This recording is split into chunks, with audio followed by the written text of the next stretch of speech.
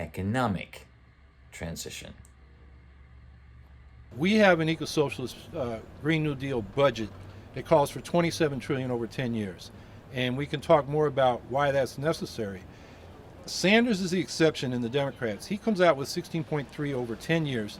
And while he doesn't show his numbers like we do, if you go to my website at howiehawkins.us and look at that budget, you can click on the line items and see how we got our numbers, how we got the cost, how many jobs it creates, how many manufacturing jobs it creates. We're losing biodiversity, we're losing flora and fauna at a rate that has not been seen since the dinosaurs were wiped out of this earth. Oh, wow. 66 million years ago.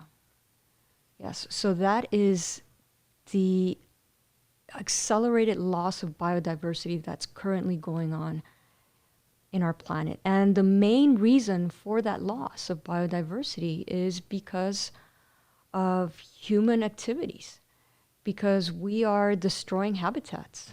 What actually got you into animal rights and activism? Well, I've been a vegan now for 29 years and an animal activist for about 32, 33 years because I was a vegetarian before I became a vegan.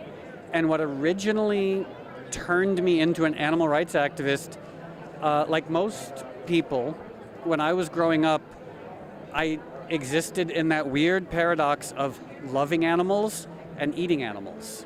Yes. You know, up until the time I was 19 years old, I loved dogs and cats and I loved all animals, but I also loved Burger King and McDonald's. Yes, I hear you. I had this moment when I was 19 years old, I was petting a rescue cat of mine, and I was looking at this rescue cat who I loved. His name was Tucker.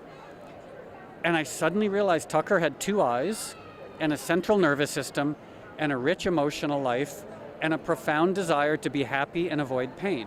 We need a healthcare system that is established for people, not for making profit. So again, this is all a matter of achieving critical mass. We need to come together as the many movements we are for health justice, for climate justice, for racial and economic and LGBT justice, and women's justice. When we get together with the courage of our convictions, we're unstoppable. I think worker cooperatives are phenomenal, and the more of that sort of structure we have, the better off we'd be.